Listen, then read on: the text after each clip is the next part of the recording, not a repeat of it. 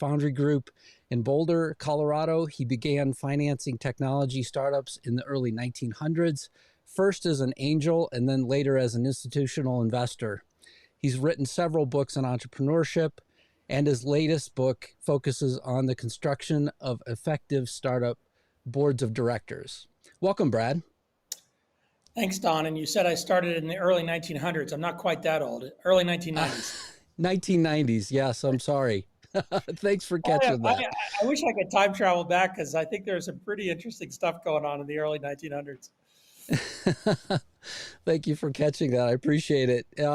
So just for the individuals that don't know you, could you just talk a little bit about the things that you've done? It seems like you've got quite a history, especially in terms of startups. Sure. I started my first company in 1987, right out of college. I sold that company to a public company in 1993.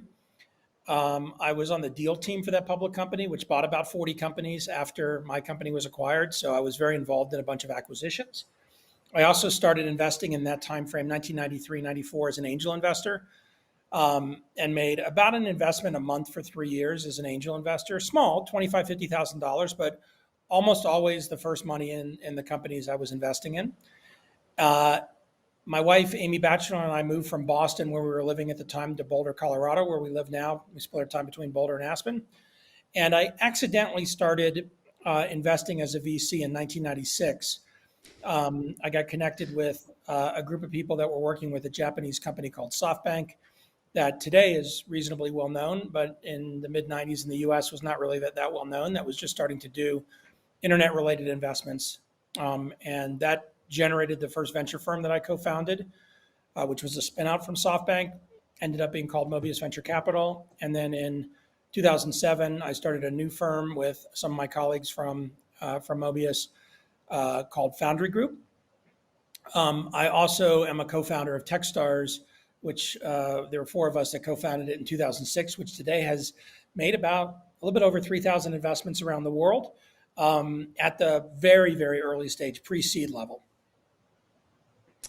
Yeah, and then I mean, in terms of the discussion today, I mean, I'm going to center most of the discussion between us, around the new book that came out. But I mean, where I know you from initially was I was attending a conference, and then you were there talking about startup communities, one of your other books. But you have quite a few, so could you talk about the other books that you've written? Sure, I've written 7.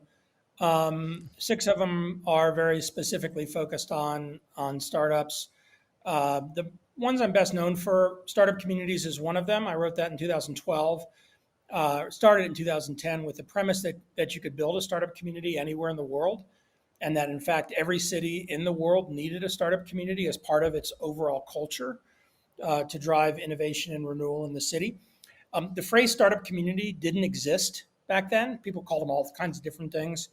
Probably the most common thing they were called were entrepreneurial ecosystems, innovation clusters, research, this or that. And what I really tried to do with the book was take a practitioner's approach rather than an academic approach. And I use Boulder as the example because I moved to Boulder in 1995, and by 2010 there was this incredibly vibrant startup community in Boulder, which is a very small town, only 100,000 people. So that's one. Another that I'm well known for is Venture Deals, which is a book about essentially how to get your company financed, and not just the sort of process of raising the money, but also the legal process of all of the activity around the term sheet, around the negotiation, dynamics of dealing with angels or VCs.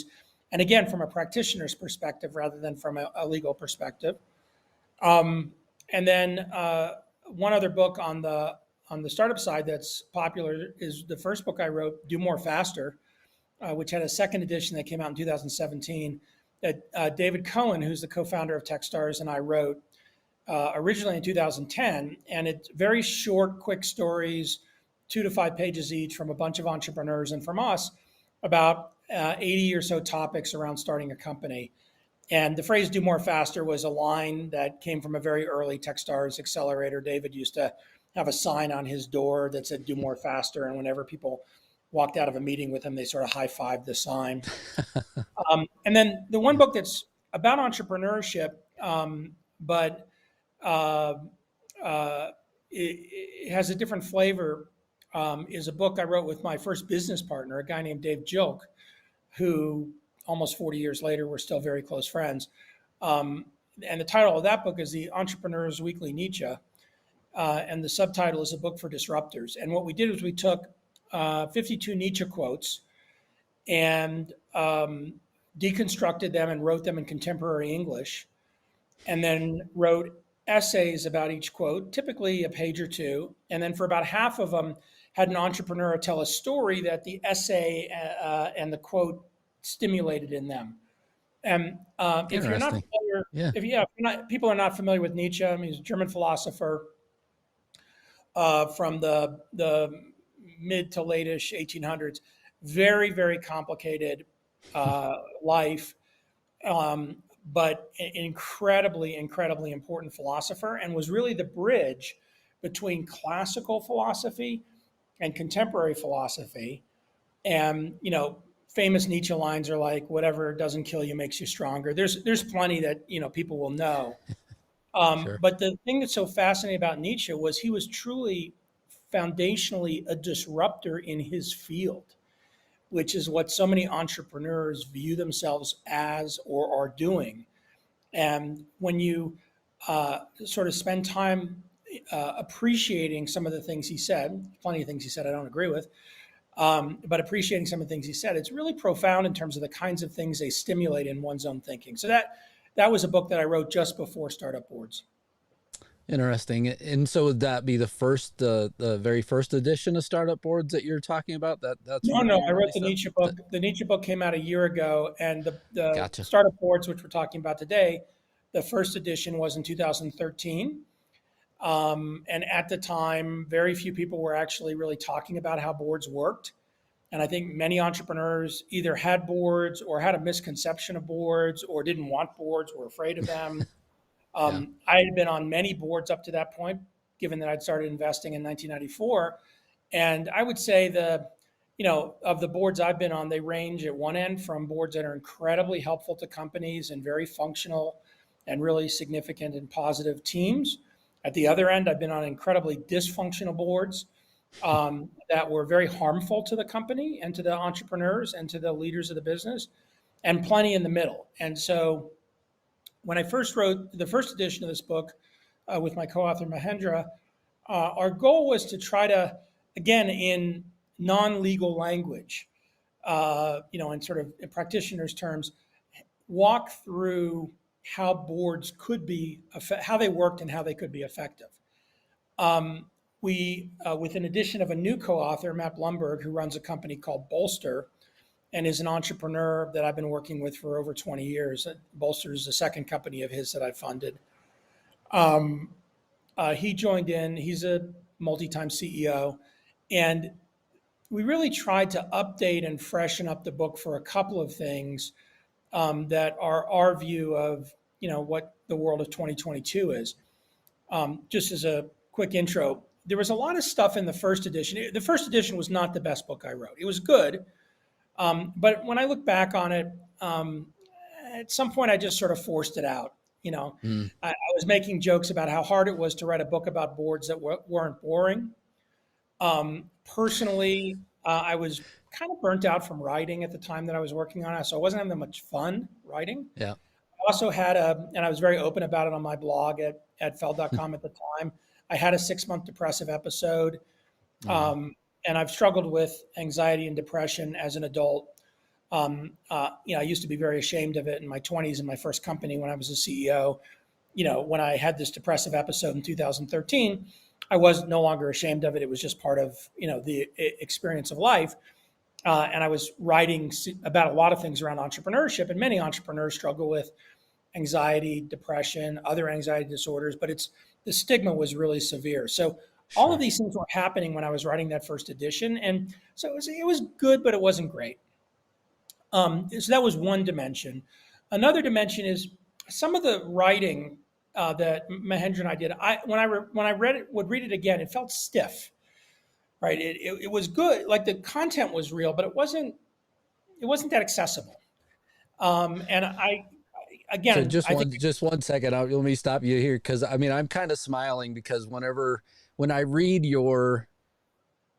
well, your blog is one thing, right? So whenever I read your blog, I mean I can see the humor like coming out at times, and then I can also sort of, it's the same thing within the latest version of startup boards. I mean, I definitely can see your influence in some of the writing, that's in there. I mean, I think I could pick out, some of the spots because, again, I could feel like this, you're being serious, you're talking about a serious topic, but at the same time, you're like, I mean, one of the key examples that I would extract from it is whenever you relate VCs to D&D characters. I mean, that clearly comes out of one is one of your parts. So anyway, yeah. but Well, thanks, because I worked hard.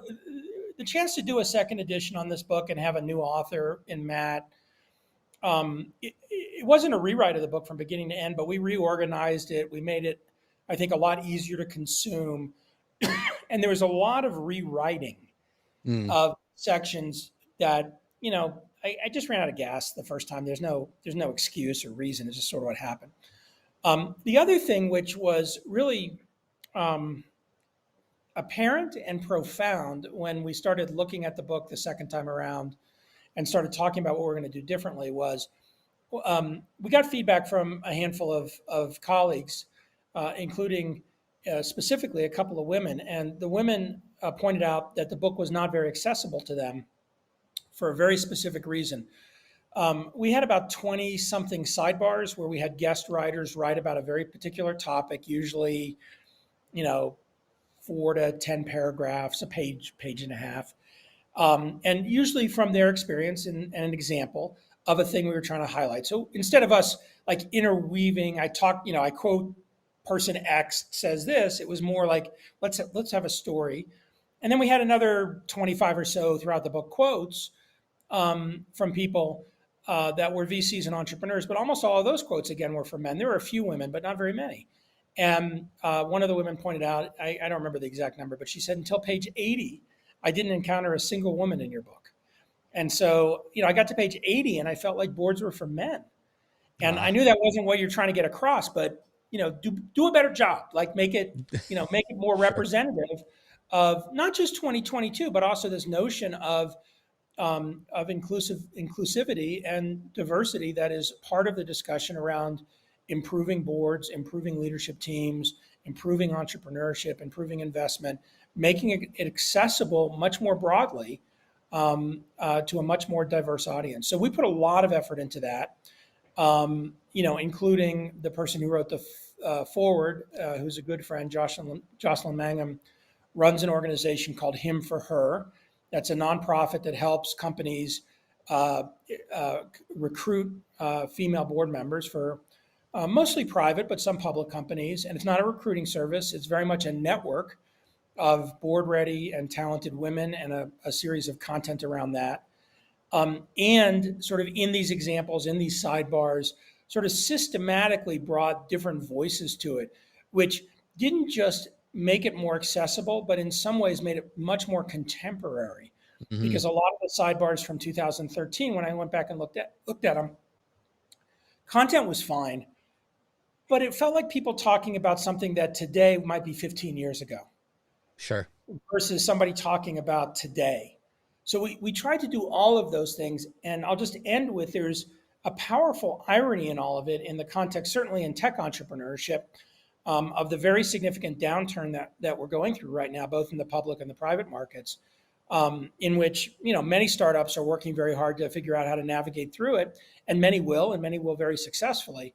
But in the last 5 years, there has been a sort of a theme away from boards, away from governance, away from the idea that a capable board is good for your startup. Mm-hmm.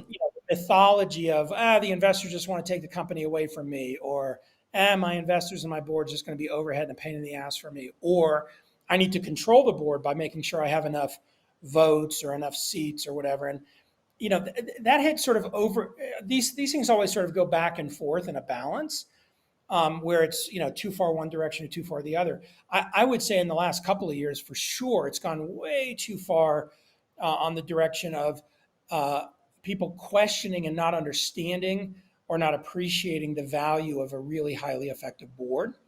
And so we feel like the timing of the book is really useful from that context as well. Yeah, and I think, I mean, I at least from my standpoint, so I obviously focus only in on life sciences companies. So these could be companies that are, developing medical devices. So these could be machines inside of life sciences, medical devices, also though being diagnostics. So that could be the tests that are run inside the machines.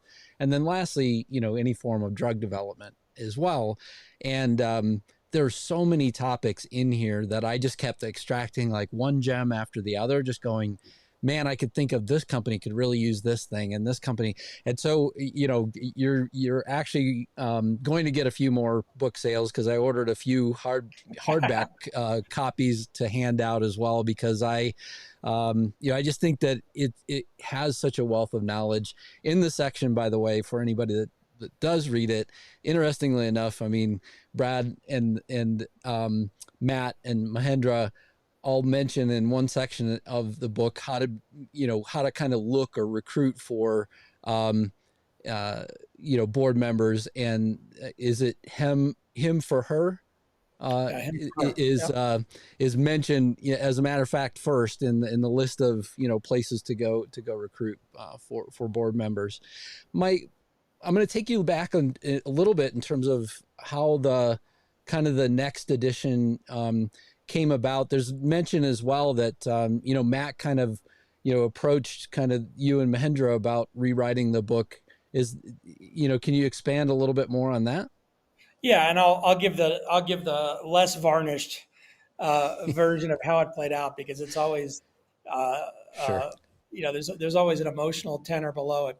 I had no plans on writing a second edition of this book. I had been, again, I was happy we wrote the book. I wasn't thrilled about it. Like, I wasn't proud of it. It wasn't, as a writer, separate from the rest of my life, writing a book is really challenging. For anybody that it's a little cliche. All authors say, "Gosh, this was the hardest thing I ever did." It's just really hard, and even if you know the topic really well. So I just kind of shelved the idea of ever doing a second edition, even though I've done multiple editions of other books. Matt had started this new company, Bolster, which we had invested in. Bolster is a marketplace for executives, and it's not a recruiter, and it's also not a recruiting service. It's very interesting how, if you think about the way that executives get recruited, it's either network, word of mouth, or executive recruiters that are very expensive, and it's a very inefficient process. And the idea came from this notion of fractional executives. So executives that wanted to work part-time for several companies, or were executive level consultants, Don, like you, that had a book of business, but were always looking for other potential clients. And the other side, companies that were looking for very specific talent. And as the talent dynamics in entrepreneurship has gotten more and more challenging from a company perspective, and some of that supply demand in terms of just the number of companies that are trying to hire on experienced executives, it felt like there was a real opportunity to create a unique marketplace. And there's a bunch of other aspects of Bolster, including board recruiting, which is essentially a fractional executive role. They do full-time recruiting activity as well. And then a lot of software within Bolster to help organizations manage their executive level recruiting across essentially the equivalent of divisions. So if you think about it from a venture perspective, I have a dozen boards I'm on. At any given time, every single one of those companies is recruiting at least one executive, but I'm like managing that individually through those companies. I don't have any single way of doing that. So that's part of the infrastructure dynamic. And then, of course, the other side of the marketplace for the executives, making it a place that's not just yet another LinkedIn profile, or executives are not going to put their profiles up on a bunch of job boards, but is actually sort of a highly curated, highly referred, highly sort of managed marketplace. So in the context of that, Matt had also written two books. He wrote a book called Startup CEO, which was about being a startup CEO, which he came out with the second edition several years ago. And then he wrote another book called Startup CXO, Yep, which I was saw being that about one an too. executive Yep. level person. And in that, he wrote a bunch of it, but he also had many of the executives that he'd worked with at his prior company return path rights sections, the CFO section or the CRO section, et cetera. And he reached out and said, "Hey, your board's book is the perfect next book for this to sort of fit within this landscape. Are you game to new and improve it?" And I think my first response was, like, really? Like, can't I just go for a run or play with my wife instead? And Matt wasn't annoying about it, but he's like, I think this would be really good. And then he said a thing that he shouldn't have said, which he said, "Look, I'm going to do most of the work. You're not going to have to do much. I'll provide all the new content, and you'll have to do some light editing, and don't worry, I'll do most of it." And the reason I say he shouldn't have said that was he knows me. He knows me well enough to know that that wouldn't have been my way of doing it anyway. Right. And he's written enough that he knows that that's not how it was going to play out. But he wasn't trying to head fake me. He just was encouraging. Hmm. Um, and so we talked to Mahendra. Mahendra's like, "Great, let's do it." And what we did was, as we got into it, and it's kind of we worked with Bolster has a full time writer who has been a sort of internal editor on some other stuff that I've worked on. A guy named Pete Berkland, who's great, and not a ghostwriter, but it's sort of helping organize and helping manage, and then rewriting stuff. And like you can toss some stuff to him, and it gets integrated, so you're not all sort of tangling on top of each other. And we started down the path of doing that. Over the course of the summer, I sort of disappeared for some other stuff, and I came back to a kind of an effort at a redesign of it, and I started working through it, and exactly what one could expect happened, which is the new content, most of which we preserved, was great, but it just didn't feel like an integrated thing that you know of a second edition of the book. It felt more like patchwork additions and changes to things. And some of that was the new stuff, but some of that was also the old stuff because it needed to be reworked. So I would say Matt and I spent a lot of time. Mahendra helped a little, but Matt and I spent a lot of time um, over the winter, kind of finishing up. I think in February, March, and once we dug into it, we committed to really work on something that we'd be proud of. Hmm.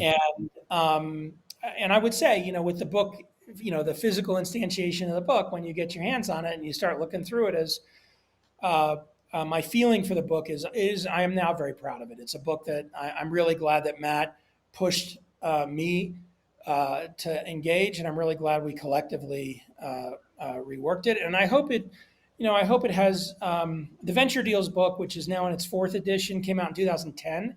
So it's the fourth edition, I think, was 2019, but it's 12 years in, and it's still a very popular book. My hope is a decade from now, this is still, a go-to book for entrepreneurs and for leaders of private companies that are looking to build or improve the quality of their board. Yeah, one of the first things that I enjoyed very much in going through the book. I mean, one, the sort of construction of the board was I thought important, but most important was this idea or construct that you guys came up with, where there's three kinds of boards. There's a working board, a reporting board, and a lame duck board, and it's interesting because I mean, as I reflect, I mean, so I started out in big corporate America. Obviously, they have big boards and things like that. But then you wonder, based on the description that you give of, what a board could actually do for a company. You kind of wonder, at times inside of, large corporate America, is where things go wrong, in this lame duck board, kind of vision where people are just kind of riding along. But can you describe like what you view as both a working board and a reporting board? How do you sort of envision both of those? Yeah, I'll lead this off with a quote that I love. That's from Jeff Lawson, who is the founder and still CEO of Twilio, which is a $20 billion market cap software company, something like that. I don't know their exact market cap, but it's in that zone. And Jeff's been a spectacular both founder and CEO. And he made a comment, and I'll paraphrase the exact quote, but it's as CEO, I get to have two teams. One of my teams is my leadership team, and one of my teams is my board. And Hmm. I'm a fool if I don't make the same effort with my board in terms of making it and helping it be a functional team as my leadership team. Now, interestingly, he acknowledges that his board can fire him, right? That's one of the roles that a board has, is it can fire Right. and replace the CEO. But that doesn't diminish his view of building and leveraging that board as a really powerful team to help him as the CEO both grow his business and deal with all of the crazy stuff that happens, in any business, but especially in a high growth business. So I start with that because if you then reflect back on me as a board member, and I've been on many, many, many boards. I have one line, one sort of frame of reference around how I think about my role on the board. And my frame of reference is, as long as I support the CEO, I work for her. If I don't support the CEO, my job is to do something about it, which does not mean fire her. It means confront the issue and try to get back to the place where I support the CEO. And ultimately, the one tool, the one decision I really want to ever have to make about a company is whether or not I support the CEO. And if I don't, it's my job to do something about that, which again, in the end case, could be replace the CEO. Now, as part of that, my own experience over the last 30 something years is every CEO needs something different. So I can't show up with, okay, here are my 5 things that are my, playbook to building a good business. If you do number 1, number 2, number 3, you could use the South Park one, which only has 3, right? I don't know if underwear gnomes is popular in the world of life sciences, but the underwear gnomes is underwear. It's a bunch of trolls that live under a mountain in South Park. They steal all the underwear from everybody, and everybody's like, "Where did my underwear go?" And there's like piles of underwear under the ground.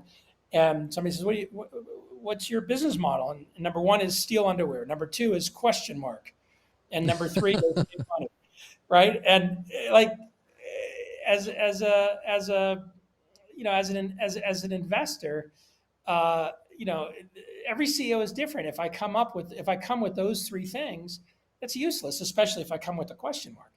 And so, learning how to work with the CEO and doing what's helpful to her in a very substantive way and adjusting and learning from that feedback loop is the role. A working board then is a collection of people who have different skills. They don't all have the same skills. They don't all have the same perspective. They don't all have the same sort of underlying behavioral norms. In the same way your leadership team doesn't, right? Your leadership team Right. has very different skill sets. But as a culture, the team has a behavioral norm.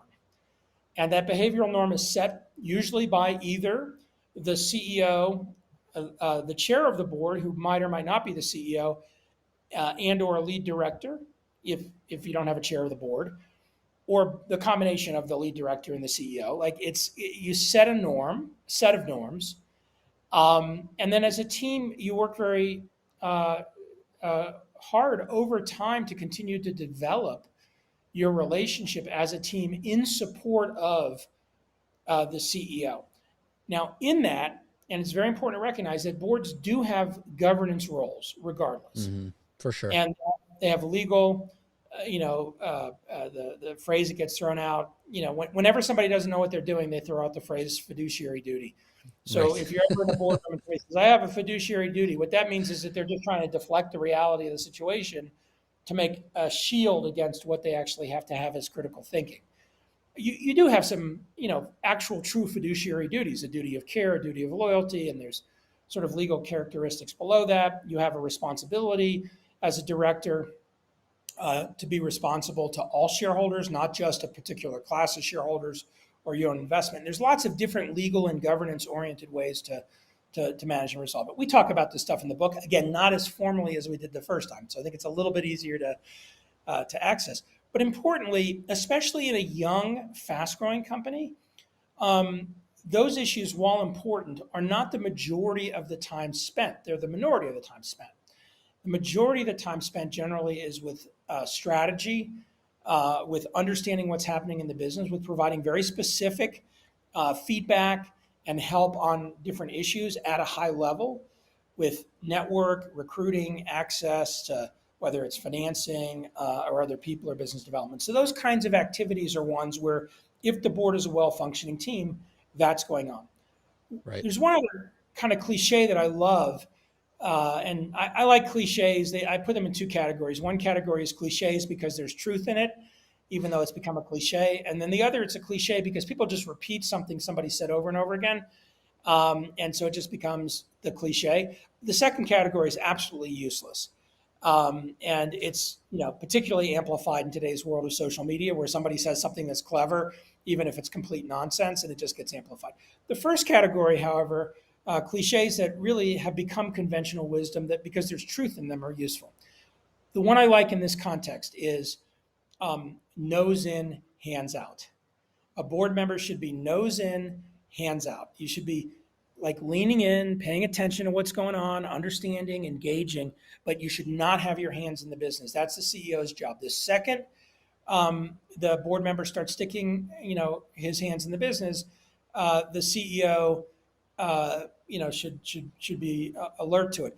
By the way, that doesn't mean that the CEO can't say, hey, Miss Board Member, I need you to go help me work on this thing over there in finance, or I need you to go work with the CFO on this, or hey, Mr. Board Member, you have experience with supply chain, and we're having a ton of challenges with supply chain. Can you go work with my head of ops and the supply chain team to try to help us understand what's going on here and sort this out?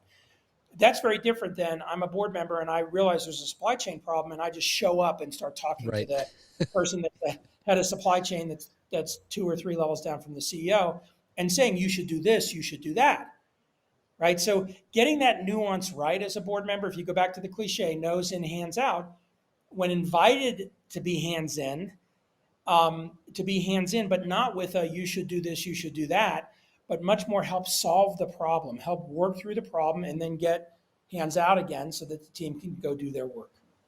Yeah, I feel like there's really good examples overall in the book of that as well. That hey, look, there's a real opportunity here to leverage the board, but at the same time, even though you could have observers that are in functions and things like that, you certainly the CEO should be running more or less these board meetings and be responsible for them, and not necessarily engaging other people outside either, unless they're absolutely pertinent to the conversation. So it makes a lot of sense.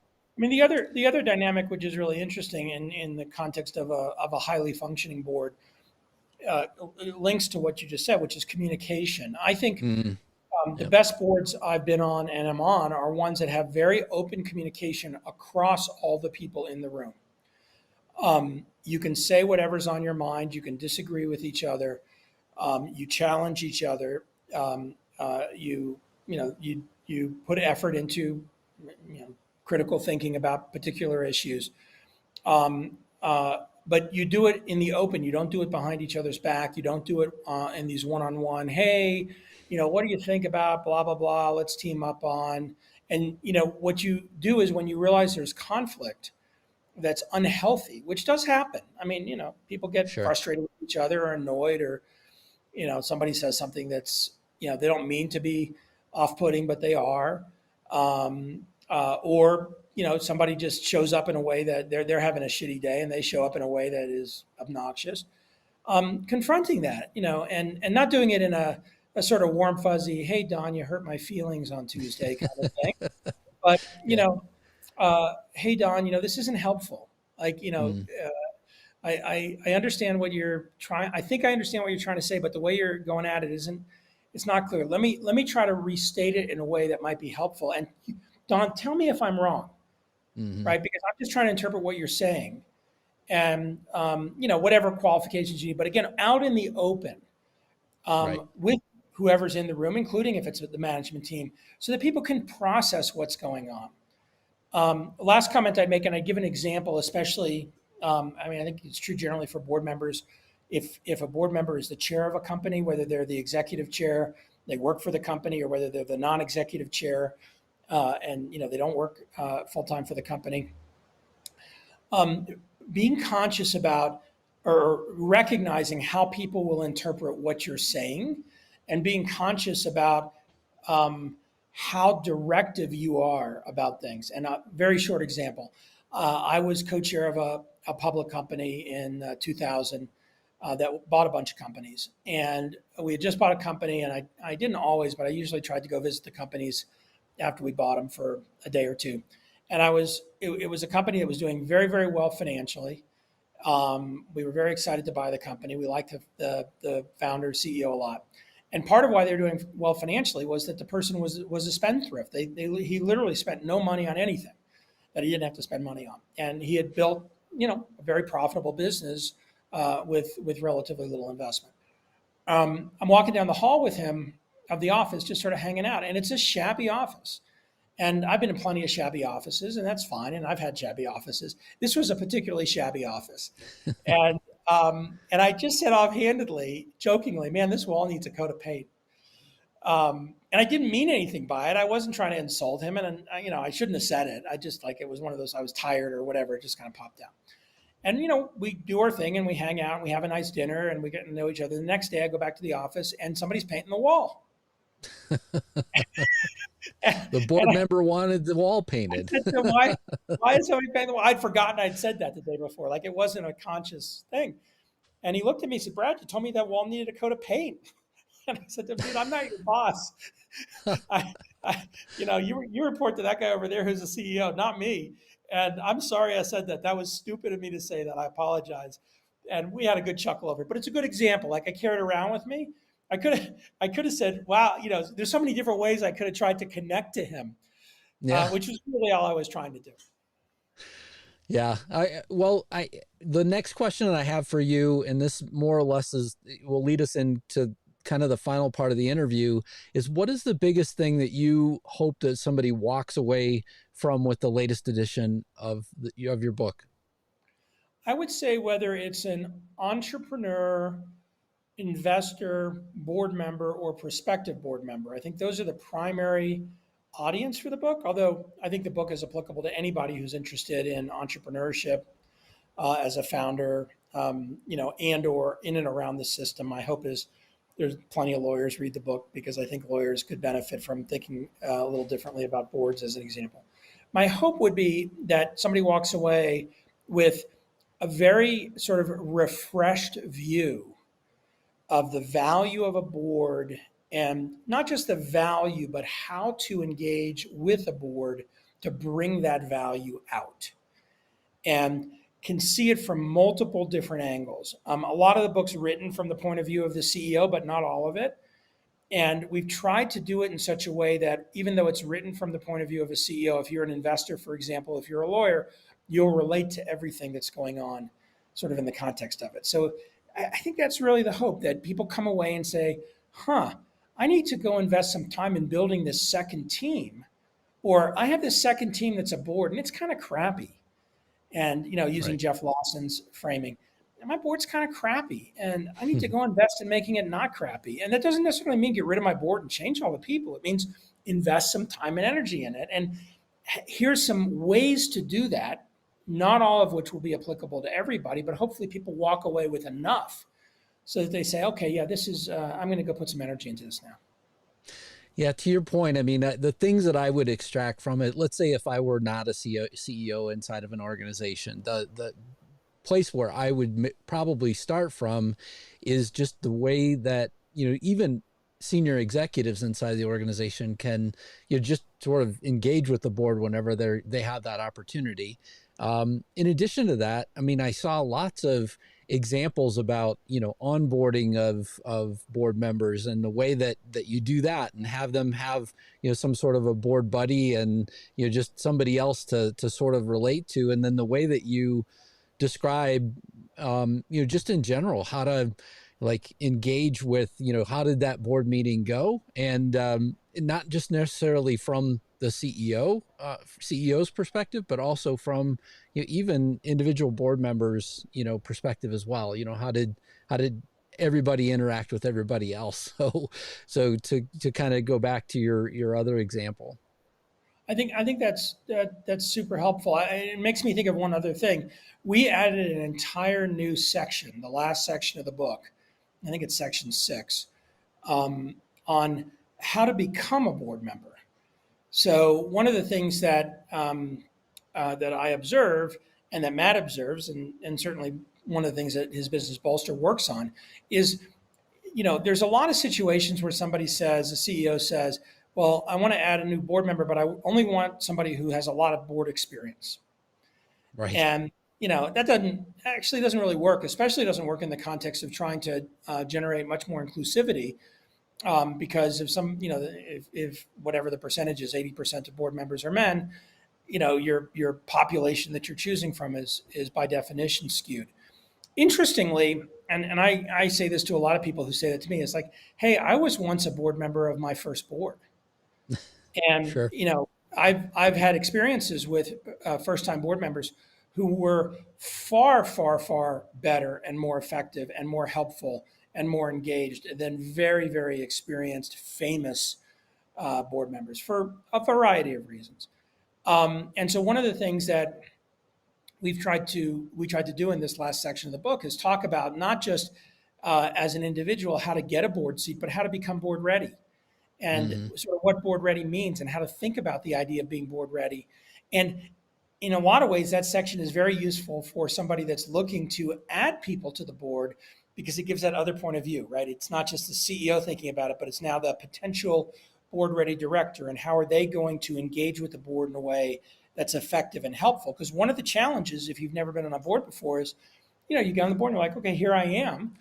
And the CEO and the lead director don't really know how to run a board. And so you're like, okay, what do I do? And the answer is, I don't know. And, it doesn't really grow from there. So we tried to add that into the mix. Again, on this notion that boards are important, uh, but the population of people who could be on boards is much, much larger than Yeah, just the population of people on existing boards. for sure. Yeah. So there are three questions that I like to ask every guest. What inspires you, Brad? I'm definitely a Star Wars guy, not a Star Trek guy. Oh wait. This has become like a question all of a sudden in interviews that I've done, where I think it happened 3 times in the last month, where somebody said, "Are you Wars or Trek?" Um, Aha. so I'm just teasing when I say Don't that. know that one.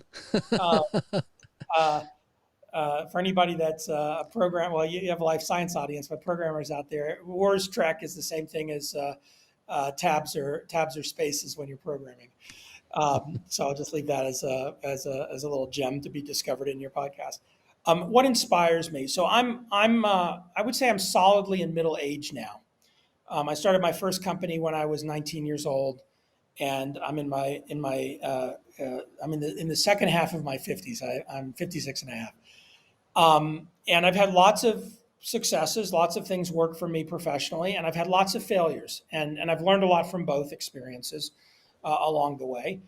And I would also say I've had um, a very robust personal life. My wife Amy and I have been together for 32 years.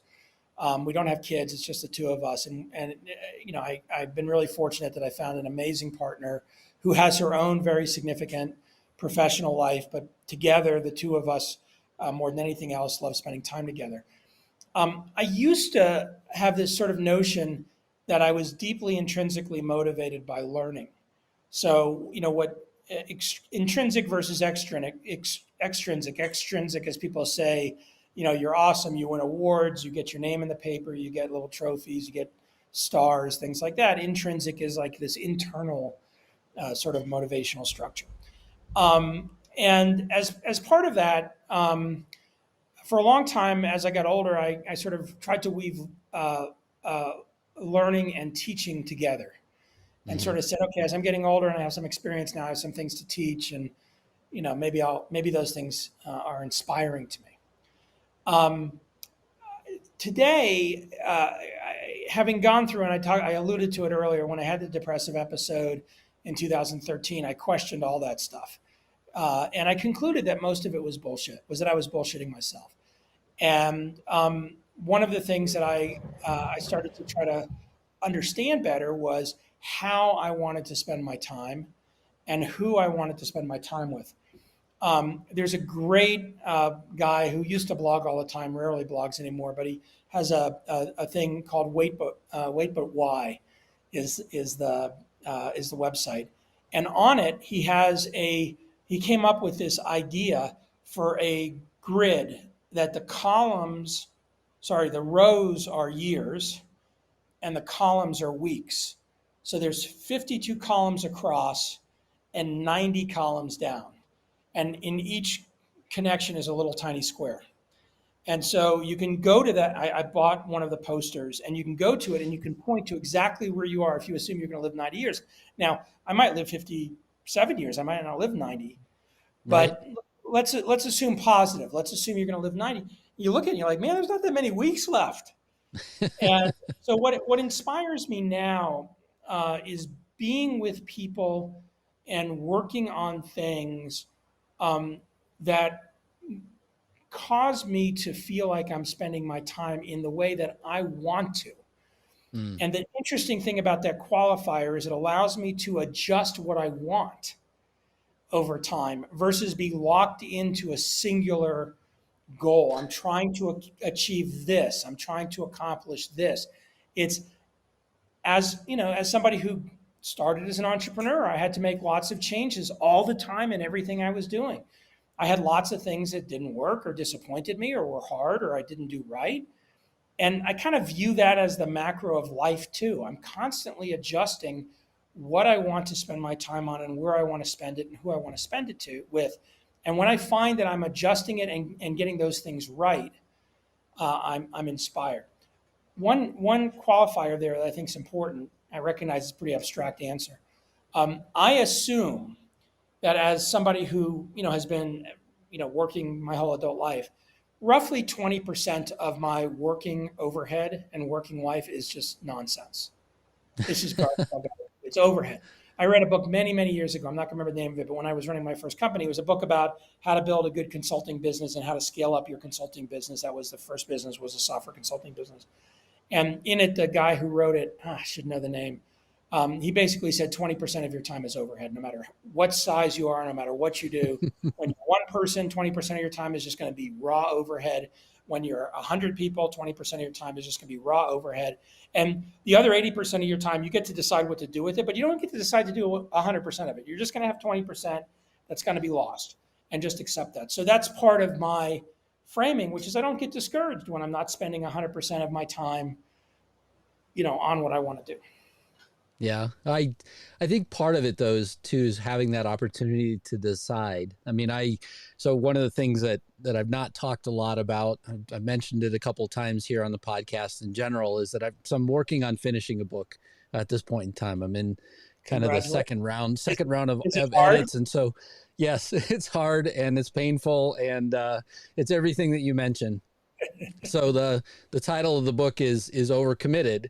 And so sort of the whole premise behind the book was I spent a lot of my, I would say, early working life being overcommitted in a lot of different things, thinking that they would contribute to where I wanted to go.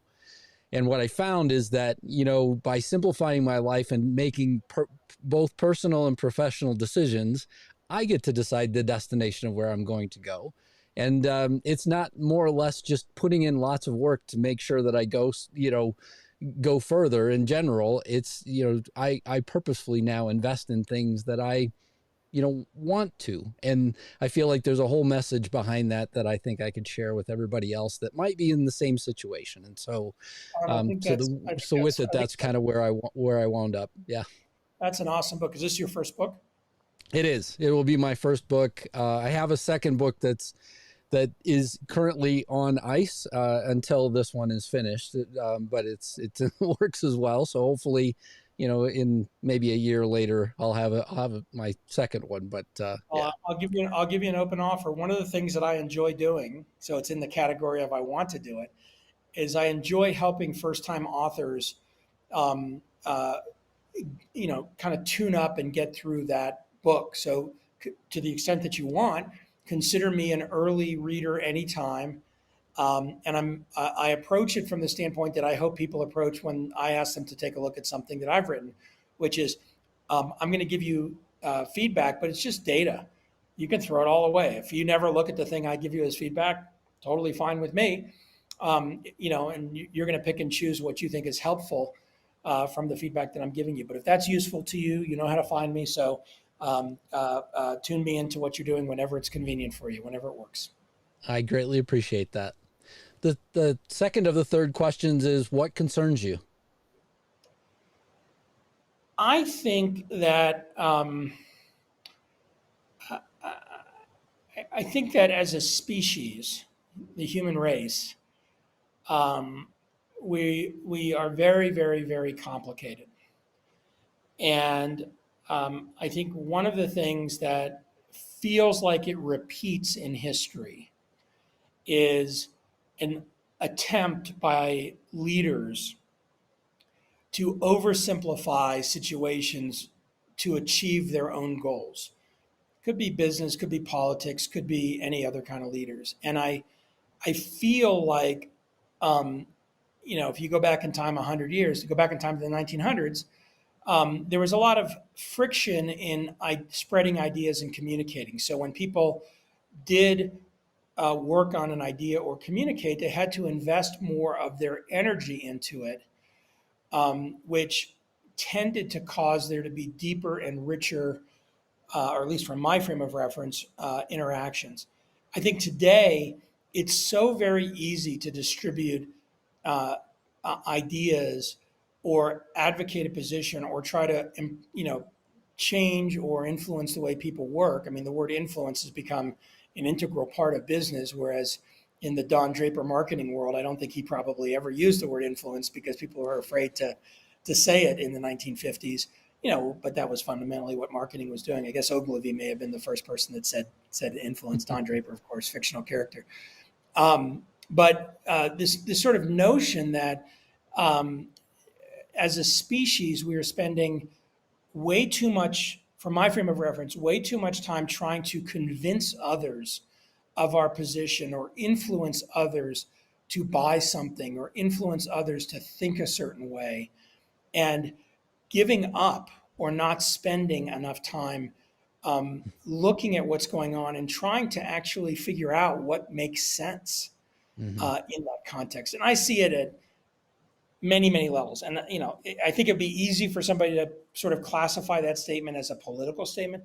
It's not intended as a political statement. It's intended as a life statement in the context of building your business, and in terms of building your life, and in terms of what's important to you. So I think that probably is the most concerning. That's a meta. There's a lot of other things underneath it that I would say I am. I don't let them bother me on a day by day basis, because that's not healthy for me. But I'm intrigued with them and generally trying to do things that are positive in the face of those things rather than negative. But I've become very aware in my mid 50s of how little influence an individual really has, even if they're in an extremely powerful position, and how the structure of our existing society is totally, the dichotomy between hero and villain, right? You're either a hero or you're a villain, and there's no nuance. And I think that's very, again, it's not healthy for me when I approach it that way, because I think even villains generally, there's something you can learn. And a lot of heroes are way less heroic than we interpret them to be. So, I feel like that's in a not great place as a species, but I also don't know that there's anything to do about it. I think it may just be the natural evolution of the way, as humans that are now technology enhanced, it goes. Last question for you. What excites you? Well, in the very short term, at the end of the day today, my wife Amy and I are going to go play tennis. So I would say in the very short term, that excites me. In the medium term being measured in months, or even quarters, I am in the midst of this, I would say, almost intellectual shift around, and no, intellectual is the wrong word, this sort of functional shift in my life in my mid 50s, where I'm spending much, much less time striving and trying to accomplish the next thing and trying to accrue more rewards. It's not to say that I don't spend time on that. And the business I'm in, the business that we're in is to invest in companies and generate financial returns. Like all of that stuff is part of my existence, but it's much less the forefront of my own evolution as an individual. And I'm enjoying very much, and I'm excited very much about playing that out because it's very new. Figuring out, you know what? I don't. I have a metaphor. I'm a big tennis player. I have a metaphor. Imagine a ball machine shooting balls at you, and somebody turns the ball machine up to the top speed, and the balls are coming at you so fast. When I was in my 20s, I tried to hit every ball back, and I tried to hit every ball back over the net and in the court. And when I was in my 30s, I tried to hit every ball back. And when I was in my 40s, I tried to hit every ball back. And now I don't try to hit every ball back. And in fact, I just wait for a ball that I feel like is a decent ball because I can't run them all down. And so I hit some of the balls back. And sometimes I don't feel like hitting the ball, so I walk off the court Mm. and I go something else. So like allowing myself to be in that phase of life and learning those things, I think has been is very exciting to me. And then I'll just end with I'm a huge one of my huge hobbies or things I enjoy doing is long distance running. One of my favorite things in the world to do is get lost in the mountains for 2 or 3 hours Hmm. without headphones, just by myself. I'll do it first thing in the morning. Last weekend I was in 12 to 2:30 in the middle of the day, and just was completely fried when I was done. I had to get in a cold bathtub to finish off just because I was so heated. But I can handle that sort of stuff, and I love that. And I just look forward, and I'm excited about all the time I get to now spend not traveling around because of my own changes in how my life works. That I get to spend running around in the mountains. It's one of the things I just looked at my watch for. So you're going to go play tennis in 91-degree weather. I mean, Oh your no, weather can't be that much I'm in different. Aspen. I'm in Aspen. It's only 80. Oh, okay. And by the time we get to the tennis court, my guess is it's 70. And by the time we get off, my guess is going to be 60. So it's going to be great. Yeah, I was going to say so for anybody that doesn't know, I mean, I'm also in Colorado, and I went and hiked this weekend purposely at a higher altitude just to stay the heck out of the heat. Yeah, So I know. If you were in the Front Range this weekend, it was 100 degrees. That's no fun. yeah, I tell everybody, I mean, my blood is comes from Norway, so it's I'm a cold weather bodied person. No, you're So absolutely Brad right. Feld, That's like how can cold-blooded, God. yeah. So Brad Feld, how can people get in touch with you, and how can they get in touch, get a hold of your book? Yeah, sure. The book is available anywhere books are sold, Amazon, but indie books and all the other, online booksellers. If you don't want to buy on Amazon for some reason, um, uh, so it should be pretty available there. If you want to find all my books, if you go to feld.com, which is my website, which has a very active blog that I stopped writing a year ago, but I've been writing for about 15 years, almost daily. And I've started to write a little bit again after taking a break. I've got a books page there that has all the links to the books. And easy ways to get in touch with me. I'm on Twitter at bfeld. I generally answer if somebody DMs me. If you notice that if you do go on Twitter, you're into Twitter. I follow 0 people. So I spend no time on Twitter other than once a day checking to see if anybody DM me, if there was a notification of something. And then my email is very simple. It's just brad@feld.com. And I try to respond to all of it. And my only request, if you send me an email, is start with the punchline. Don't make me wade through 6 paragraphs to figure out what the email's about. Just lead in, say, hey, I heard you on Don Davis's awesome podcast that you did about startup boards. Here's what I'd like to talk to you about, and then however much you want to write is great. Well, Brad Feld, thank you so much for being a guest on the podcast. I definitely am going to take you up on being an early reader of my book as soon as it's Great, ready. great. I'm going to make sure that I've got all the polish on it first before you get your round, and absolutely would appreciate the feedback. I appreciate you being here. I would encourage anybody that is starting an organization or is even looking at starting a board. pick up Brad's book, around startup boards. It's a great read, just a phenomenal book to have and go through. In addition to other books that he has, Startup Communities also was another great read, I felt. So with that, thank you for being here. I appreciate it. Don, thank you.